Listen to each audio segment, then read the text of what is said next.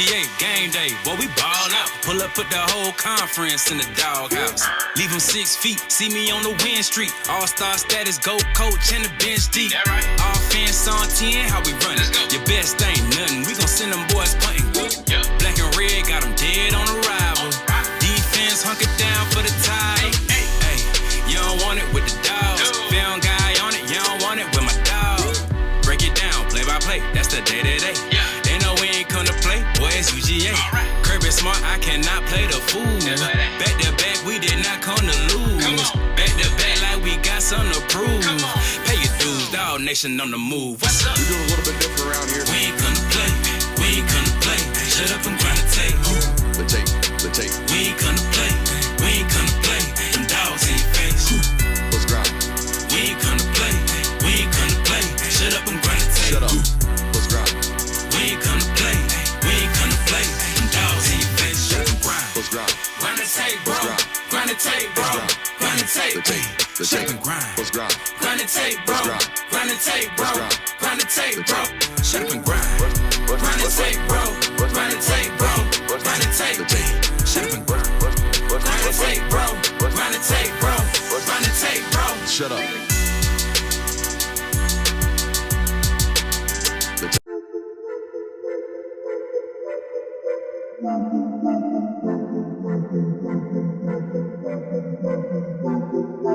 Welcome in, ladies and gentlemen, to MBR, or as we like to call it around here, Nothing But Rants, the show where I find topics that I'm oddly passionate about and I pontificate upon them. These are not hot takes, but rather takes that I'm hot about. What's up? You really like that?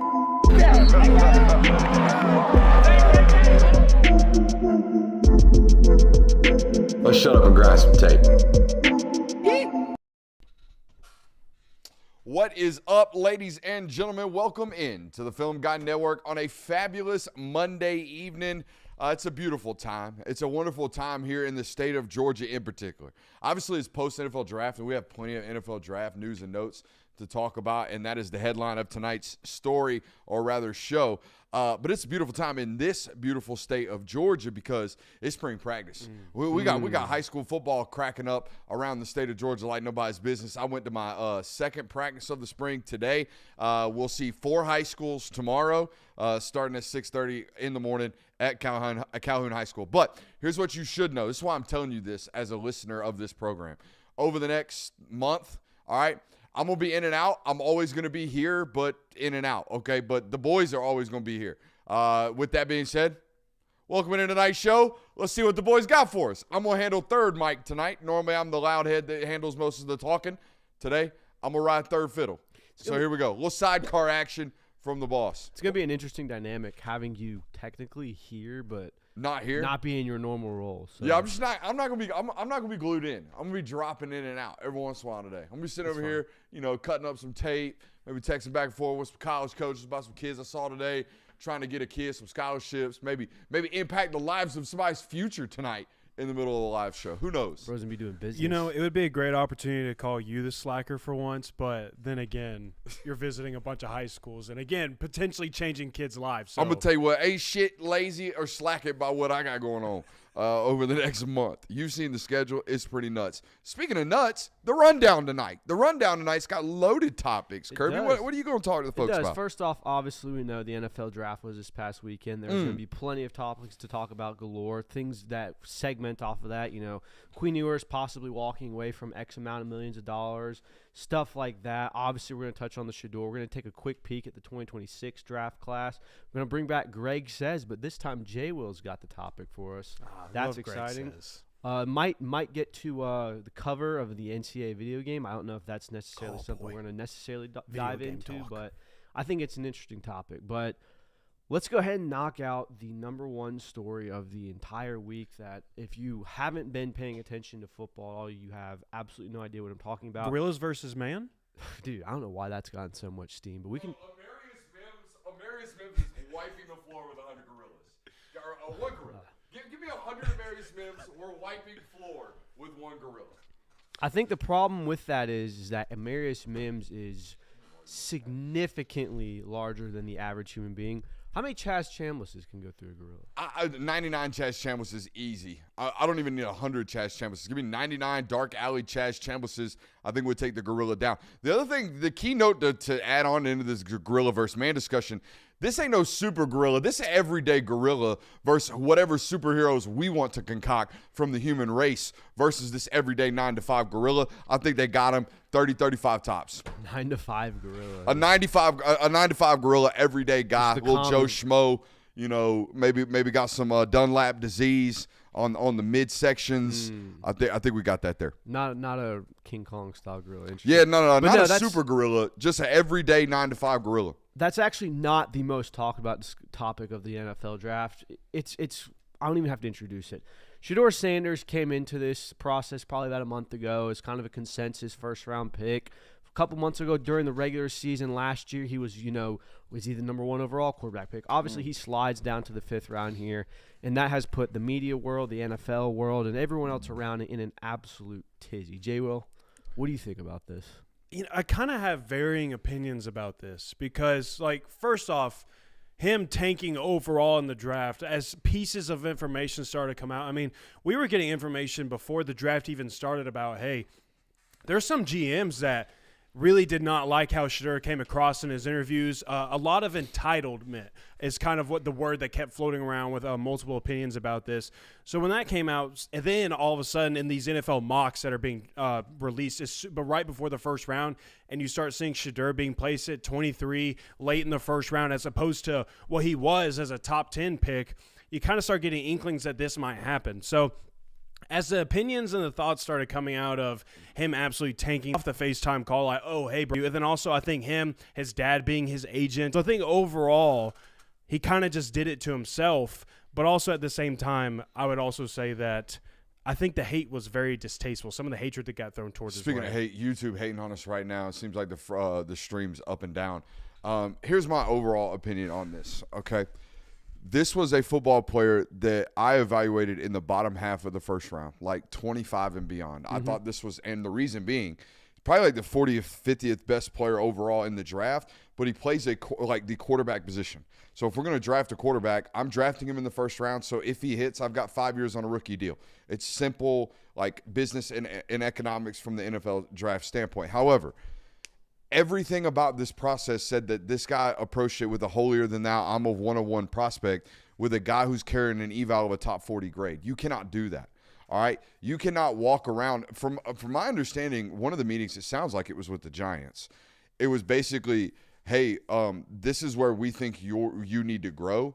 And the response from Shedeur was more like, bro, y'all are garbage. That's why y'all are up here drafting me. What you talking about I got to get better at? I'm going to make y'all better. Was the vibe and the attitude, and that type of the way you're carrying yourself. The verbatim report from McShay was, they pushed back on, we think you need to be better here, and Shedeur felt offended as if like, y'all, this is an interview for y'all. Y'all are interviewing for my abilities. Yeah, that's the way he approached this process the entire time. And by the way, why wouldn't you? Your dad's been talking about that for you for a year and a half now.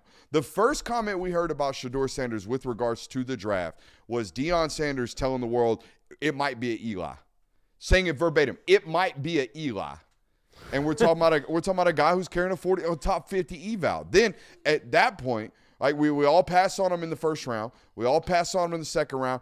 Day 3 comes around, and everybody's in the debate of, hey, we're now drafting for a backup, right? Who wants to bring in a backup with this much of a distraction? Guys, we had Stephen A. Smith pulling this is a Colin Kaepernick card. On an hour later, the president of the United States is tweeting about him for a backup quarterback. Who wants to bring that in? Nobody wants to bring it. Right, wrong, left, right, center. Who gives a shit? That's how far of an extreme it got this weekend. Stephen A. Smith, this is blackballed Colin Kaepernick. Donald Trump tweeting about, I love his dad. He's got great genes. He's going to be a winner. Who wants to bring that in for a backup? Nobody. Nobody at all. So that's what's going on with this whole process, in my opinion. It ain't about humbling him. It ain't about, oh, this is NIL based. The NFL wanted to set things straight. We can't have people coming in the league with entitlements. That ain't got nothing to do with it. No. This was a back of the first round draft pick who carried himself like he was the next God's gift to football, and you can't do that shit no matter who you are. No, and I think another aspect of this that gets kind of overlooked and glossed over, it gets touched on with what we've talked about with how Deion and things like that. People want to put this on Shedeur of, he was mean to the ball boys. He was terrible in meetings. He sandbagged there. He was too arrogant. He celebrated too much. His rap music was ass. Like, all of the things that are people trying to crucify Shedeur Sanders for. And then there's the other half where it's trying to crucify the NFL and the league and the system of they hate his confidence. They colluded against him. What are you reading? I'm reading Bennett Spears' comment. It's about the prank call, right? What's up, boys? All is well. I hope all is well. The prank call thing is really annoying to me. No one cared when it was Baker Mayfield, Cooper DeJean, or even Tyler Warren this year. But just because it's Shedeur, it's a problem. You know why nobody knew about those other prank calls? Because none of those other dipshits were on Twitch on day 2 after they got passed up on day 1. That's the only reason we know Shedeur got prank called. This would have been nothing. But he's live on Twitch, and he's taking the phone call, and there's thousands of people in the comments trolling the guy. That's no different than when they swat these dumb Twitch streamers because they think it's funny. Internet people like to troll. So when you make yourselves available on the internet, dude, I can't tell you how many people have tried to get me to trick me into reading something on live television just because they think it's hilarious when it happens, right? No different than this. The only reason we know Shedeur got prank called is because he was live on Twitch in the middle of the draft. Yeah. And because it was one recorded by the other party, and that other party involved the son of an NFL defensive coordinator. That too. And there's But definitely I believe we only get the video because it went so viral. Oh, for sure. They wanted to claim, look how funny we are. Look how awesome it is that we're the ones who did this. Yeah, definitely. And there's definitely aspects of this where it's obvious that Shedeur Sanders did not help himself here. Yeah. But I don't think enough of this is getting put on Deion Sanders. Like, I think this is mainly his fault. And my entire time watching this of the first round slide and then, oh, God, he didn't go in round 2. Oh, we didn't go in round 3. Oh, he's going to be a day 3 pick now. Like, just my first initial thought was this guy's agent is so fired. And I thought about it, like, who is his agent? I came across this. Former Colorado Buffaloes quarterback Shedeur Sanders and brother Shadur Sanders did not hire traditional NFL-certified agents ahead of the 2025 draft. Instead, it was expected that their dad, Colorado head coach and NFL legend, Deion Sanders, would help them negotiate contracts. So what you're basically saying is, think about it, the man who tweeted that my son will be a top 10 pick numerous times, said it might be a Eli, provided a list of teams that it's acceptable for him to play for, announced that, he might step in if the fit wasn't right, has had his fingerprints on literally every single aspect of this kid's career. Like from the minute he was born to the minute he stepped off of a college field, Deion Sanders has been critically involved in some way. And it's fine that he is. I mean, he's an NFL Hall of Famer. He's a legend. It makes sense that he'd be doing that. But that entire thing is he's now representing him as his agent. Why do you think he was unprepared for meetings? Because his dad is notorious for sandbagging through meetings. Like, why do you think that he kind of had this mantra about him that I don't need to work out? Why do you think he didn't work out for the Combine? His NFL Combine interviews getting clipped and put back out now because of how, like, the quotes that he's saying, right? He's like, do you know who my dad is? Yeah. Like, of course I'm not worried about criticism. They did it to my dad. Of course they're going to do it to me. This strikes me as a now he's obviously a great father. He's very much so around his children. Absolutely. He is present. He's a great father. So I don't want to say anything about that. But this is, as a parent, this is something that I'm afraid of, that I'm going to hype my kid up too much, that he's not going to have a lot of self-awareness. And I think self-awareness as an athlete, particularly as a quarterback, is really, really important. If you don't know where you are and actually where your true standing is in life, you can have mistakes like this happen to you. And this is what it seems to me. It's someone who overplayed their hand to a detriment. Yeah. But go ahead. The best his son is not primetime talent. It's I hate to say that about Shedeur. You're not what your dad was. You're not the two-sport athlete. You're not primetime. You're not the legend. You're not the elevator that Deion Sanders was when he was in the MLB and in the NFL. Like, it's just not that. And you can't carry yourself that way. As much as your father might be blowing smoke up your ass, but the reality is that you were not that, and there had to have been some self-awareness to recognize that, and I don't think there ever was, and you lost millions of dollars because of it. Yeah, I mean, it's clear that he was just never told anything otherwise. I mean, that's just how he's always carried himself this way, and you've seen it during his time as Colorado's quarterback. I mean, even there's post-game clips of him blaming everybody but himself in these post-game interviews of whether it was the offensive line or whoever it was. There was evidence of him being this type of person. So at least there's some type of consistency, and we always preach consistency on this channel for sure. But I think one of the other things that came out of this that I thought was both hilarious and embarrassing was Mel Kiper's meltdown as soon as he had gotten drafted, talking about how the NFL is clueless with quarterbacks, evaluating them, how they don't know anything. Basically, him being mad that he was wrong on the evaluation, that the NFL made him wrong. You know what's so hilarious? This comes from the dude that, first of all, calling the entire league out saying they know nothing about quarterback evaluations because I had this guy as my 10th best player, and now here he is the 5th round. All these guys are idiots. This is the same guy that said if Jimmy Clausen wasn't a hit, he would retire. Yep. Oh. It's the same Still guy. at the desk, Mel. So there you go. And I mean, like, and he was doing the thing where. Oh, dude, it was great television. Tom Brady. By the way, he's getting a raise, first of all. We should lead this segment Sure. off with that. Mel Kiper getting his bag this offseason for what he did. You don't have to be right. You just have to entertain the people. Yeah. And he was doing the thing of Tom Brady was a late pick, Aaron Rodgers slid, all these guys slid, and it's like, just naming off like Goat after goat. every success story, being like Every denial of all time. okay, for every Aaron Rodgers, Tom Brady, like name a success story. There's the way, also Rodgers slid to like 28. What we talking? That's like calling Lamar Jackson a slide. well, he was doing this in the first round though. Yeah. Like we were at like pick 17, and Mel Kiper. he was already on I the still horn? can't believe Shadur Sanders is still on the board here. They did this with Aaron Rodgers. That's pretty good. Bro, did we just stumble upon something? That It's was good when Todd. It's good when I can Not improv bad. to it, but yeah, but no, like he was doing the thing the entire time, and I think it's just like everyone has such strong opinions about Deion Sanders. You either Shedeur, all of that. You either love them or you hate them, and it was very clear those two diametric sides became very loud. On Two Sunday things night. were made very apparent to me. One, why are you people not watching NFL Network? Why would you ever dare watch Mel Kiper talk about prospects when Daniel Jeremiah is available, first and foremost? That's like just it'll help you out in life. The other thing, do people not understand that once you declare for the NFL draft and sign an agent and enter the NFL draft that you cannot come back to college? Well, Brooks, that doesn't matter because the NCAA can't do anything. So whatever rules are set in place, just throw them out to the side. So, like, I could go back to play in college right now? Yeah, I mean, just do whatever you want. So we just anything can happen, right? Yeah, I mean, Shedeur should have done this. Rules don't count? Yeah.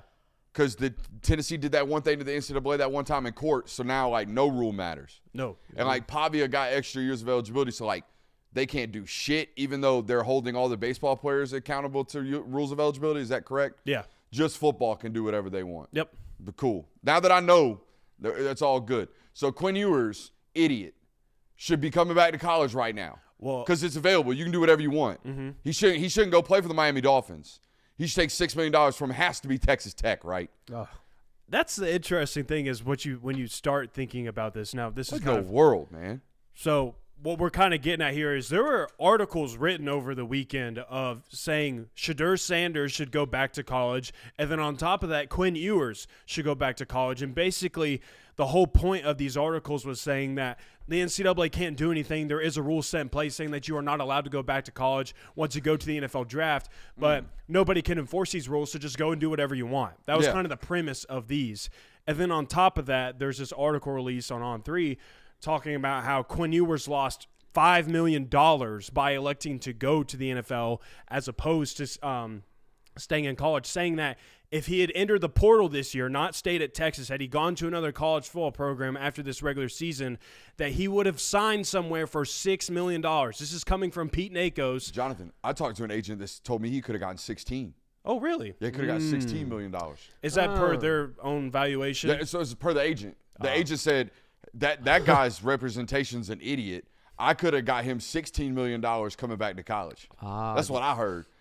Agents telling me that, that guy's representation sucks. I could have got him $17 million from a school not to be named. I'm glad in this mythical situation. I'm glad you're doing this because I think that not enough of the public pays attention to the fine print. And headlines are headlines, and they don't do a great job of pointing it out. But NIL evaluations are all they are. It is not going into Quinn Ewers' records or people saying we had the contract for Quinn Ewers to sign right now, $6 million, it was yours. It's an evaluation. It's for better or worse, a prediction. Now, was Quinn Ewers probably going to get paid upwards of 7 figures had he played in college still for another year? Yes. Was he going to play at Texas if he came back? We don't know. We would assume that he would have been told, hey, we need to make room for Arch. We need to do these types of things. It's all evaluations. It's all predictions. So I have a big problem with these headlines and being like, Quinn Ewers walked away from $6 million for a $800,000 NFL contract. That's not exactly what happened. Yes, there were probably options out there. By the way, the NIL market we have all agreed on is so inflated at this. We talk about, Carson Beck supposedly getting $4 million to go to Miami when Cam Ward made half that last year. The number 1 overall pick is supposedly made half of the money that Carson Beck is making this year. Carson Beck, very good quarterback, coming off of elbow surgery and statistically his worst year as a starter, as opposed to Cam Ward, who was in the Heisman race for the majority of the 2024 season, almost had Miami in the ACC championship, was the number 1 overall pick. Worth half of that. These NIL evaluations are so inflated. So, yeah, Quinn Ewers probably lost some money when he left Texas, when he decided to complete his college career. I don't think he walked away from this astronomical amount, and I don't think it's this diabolical fumble that everyone's trying to make it out to be. If Quinn Ewers were worth $6.5 million or $6 million from a college football program, wouldn't he have been more than a 6th-round draft pick? Exactly. Mm-hmm. That's my whole thing about all this. Like, if we're out here talking about a player like Quinn Ewers, some mythical team out here evaluating him worth $6 million, that's a terrible evaluation process, whoever's got that going on. You know what I'm saying? Like, I feel like Miami got robbed. Mm-hmm. I feel like half these teams get robbed because, like, the Miami situation for Carson Beck, I think Carson Beck's like an NFL caliber quarterback, by the way. 6'5", 220 pounds, deadly accurate, tremendous processor, great thinker, can play and win with inside the pocket. However, why in the hell did Miami give him apparently $4.3 million when the only competitive offer was going to be Texas Tech? Like, Georgia was like, oh, cool, coming back? And he didn't want to go there either. So whichever side of that story you believe, right? Whether you believe Carson didn't want to go back to Georgia or Georgia didn't want Carson, who gives a shit? They're not a suitor. So now we don't have a competitor in the form of Georgia. So now the competitor is Lubbock or Miami. Sure, we'll give you $4.5 million. Why? Why would they give him $4.5 million? Because Texas Tech was going to give him 4.1? Cool. Go to Lubbock, Bubba. Like, it's so weird to me, all these things. I steal this one from Ryan Russillo. When it comes to NIL evaluations and when it comes to sourcing of any matter, of stories or anything, my number 1 question I ask is, who does it benefit? Who does this story, who does this NIL deal, this mythical deal, who does it benefit most? And when I come to the conclusion of it's the agent, I always come to the conclusion of, oh, they're full of boo hockey. That's bullshit. That's where I always settle with. Just boo hockey. Yeah, that was the same point I was going to make about if an NFL team thinks he's not even worth $1 million, then why do we have a college football program saying, oh, well, you're worth $6 million in our opinion? So you should like. Because the people that are controlling the numbers are the ones representing the players. Yeah. And that's the whole bottom line. The evaluation that these players get directly reflects the job they're doing. That's it, right? So I'm going to tell you my client's getting $6 million because that makes it look like I'm big balling as the agent, as the representation of this player. To recap, here's how I decide, right? If I hear the number from an agent, I divide by 2. If I hear a number from the school that lost the recruit, I divide by 2. Mm-hmm. If I hear the number from the school that landed the recruit, I divide by 2. Or excuse me, I multiply by 2. Because you're lying. You told me you got him on a price, on a value price. You're lying. Thrifting. You're thrifty. You're thrifty. Super thrifty. Yeah. So just like as a source, as someone who's getting sourced information, I always for an topic and opted out. Now, if you remember about this time last year, Arch Manning controversially elected to or announced that he'd be opting out of the video game, saying he wants to wait till he's a starter to be in it. Came out later that he was eventually announced in it, but again, just this interesting topic of, we're not going to be represented. Now, it's a cover shoot, so I don't think it matters as much. But. Quick, now while we're on it, I'm super excited about our new sponsor because I am on the road constantly this time of the year. I got 40 high schools to see over the next 4 weeks, bouncing all clear across the state. What's going on with Huel? I got fuel from Huel. Is that what I got going on right about now? From Huel, Brooks. If you're constantly on the move, they've got you covered. They're today's sponsor, and their Black Edition drink is ready to drink. It's a total game changer. Complete meal in a bottle, 35 grams of protein, 27 vitamins and minerals, high fiber, low sugar, so you feel full, focused, and ready for your day. No prep, no cleanup, just grab and go. Huel's already sold over 500 million meals around the world, and now it's your turn. New customers get 15% off plus a free gift at Huel.com when you use code FGN. Don't miss out. Try it today. As someone who, tries to be on the go a lot, eating and watching diet, the powders, the alternative, you got to put that in the bottle, shake it up. Takes a whole nother time. Just grab these out the fridge and go. Very, very convenient. And what I like most about it, honestly, like I'm all for the high protein stuff, but most of these drinks, to get them to even hit the palate with any type of quality taste, just loaded down with sugar. Our friends over at Huel, not so much. No. I love that about them. It's good stuff Good for right you. there. It's good for you and it tastes good. Absolutely. You know the old rule: if it tastes good, spit it out. This isn't the case. Is that a rule you follow? I definitely That's don't. a Charles Barkley rule. Oh. Which he doesn't follow either, clearly. No offense, Charles. Shout out our friends at Huel. Get fueled up with Huel. Love that. One more time on the website and the promo code for me, Kirk. The website and promo code is if you go to, it just says fuel.com, use code FGN, get 15% off and a free gift. Love that right there. All right. Where we going next? Do we want to touch on this Arch and Sark opting out? I think I real want quick? to steer this into a more positive direction Come because on I with think it. that, we had to talk about the Shedeur situation, then we talk about this debacle of Quinn and whether he could have stayed in college and made X amount of dollars, whatever. It's never too early to start talking about prospects for next year's draft class, even if the draft already happened this past weekend, especially as us, the people that watch college football religiously. I would say that we know college prospects a little bit better than the average person. So I figured it'd be a good idea for us to go ahead and list our top 5 prospects heading into the 2026 draft class. Oh, number one's easy. Number one is easy. Are you gonna Go ahead. It's Caleb Downs. Yes. The best player in college football all is right, going to be so draft eligible. are we is doing Caleb number Downs. one on this is the most talented player in the draft, or are we doing number one on Just whoever you want.